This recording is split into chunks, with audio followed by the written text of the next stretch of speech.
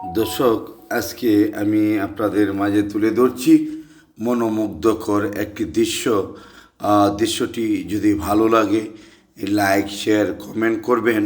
আর এটি হলো আমার একেবারে নতুন একটি ইউটিউব চ্যানেলটিকে সাবস্ক্রাইব করে পাশে থাকবেন। তো দর্শক, এটি হলো আমাদের গুজাদিয়া ইউনিয়নের রামনগরের যে মোড় রয়েছে, সেই রামনগরের মোড়ের মাধ্যমে দাঁড়িয়েছিলাম। হঠাৎ করে চোখের সামনে বেশি উঠল নরসুন্দা নদী। ভাবলাম নরসুন্দা নদীর দৃশ্যটি আমি আপনাদের মাঝে তুলে ধরবো। তো মেঘলা আকাশ, সেই আকাশের মাধ্যমেই পাশে রয়েছে নরসুন্দা নদীর ভিতরে যে বৈশাখিয়া ধান, সেই ধান প্রায় পেকে গিয়েছে। তো এই সময়ের মাধ্যমে একটু বৃষ্টির ভাব। ভাবলাম যে আমাদের যে বৃহত্তম রুটটি রয়েছে করিমগঞ্জ টু তারাইলের রুটটি, সেটি গুজাদিয়া রামনগরের যে নতুন করে নির্মাণ করা হচ্ছে সেই রুটের দৃশ্যটি, এবং সামনে রয়েছে অনেক আগের একটি মঠ, প্রায় 400-500 বছর আগের মঠ।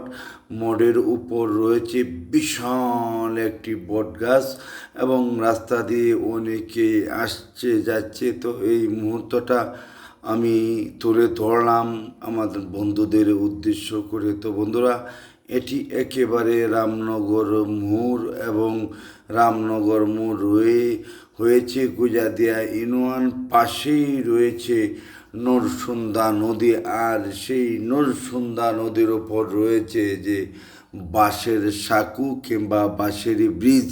সেই দেখতেই পাচ্ছেন গুজাদিয়া রামনগর এবং করিমগঞ্জ পৌর এলাকার চরপাড়া যে উপর নরসুন্দা নদীর উপরে যে বাঁশের সাঁকো রয়েছে, সেই সাঁকোর দৃশ্যটি আমি আপনাদের মাঝে তুলে ধরলাম। তো বন্ধুরা, এখানে একটি অনেক বড় ব্রিজ হওয়ার কথা ছিল, হবে বলে আদৌ হয়নি। তো ভবিষ্যতে হয়তো হয়ে যাবে। তো নরসুন্দা নদী দেখতেই পাচ্ছেন, এটা আমাদের বৈশাখিয়া ধানের ফসলি জমি রয়েছে। তো আর কিছুদিনের মধ্যেই সেই আমাদের নরসুন্দা নদী হয়ে যাবে পুরাপুরি যৌবনকাল ফিরে পাবে, আর তখনই ফিরবে ভয়ানক রূপে। তো বন্ধুরা, এটা রামনগর মোড়ের যে রাস্তাটি নতুন করে নির্মাণ করা হয়েছে, সেই রাস্তার দৃশ্যটি, এবং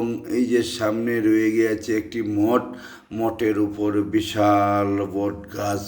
তো বন্ধুরা, সেই নরসুন্দা নদীর উপরে যে ধান জমি রয়েছে, বৈশাখিয়া ধান কিছুদিনের ভিতরে কাটা পড়বে, এবং সাইডে রয়েছে চরপাড়া, যেটাকে বলে চরপাড়া। তো এটাই হলো নরসুন্দা নদীর চর, আর সেই চরের মাধ্যমে এখন করা হয়েছে আমাদের যে পাট ফসিল, কিশোরগঞ্জ জেলার বৃহত্তম পাট ফসিল। সেই পাট ফসিলের দৃশ্যটিও আমি আপনাদের মাঝে তুলে ধরলাম। বন্ধুরা, এখানে দাঁড়িয়ে থেকে অনেকগুলি সিনারি আমি আপনাদের উদ্দেশ্যে তুলে ধরলাম। যদি এই দৃশ্যগুলি ভালো লাগে, তাহলে লাইক শেয়ার কমেন্ট করে পাশে থাকবেন। আর আপনারা যে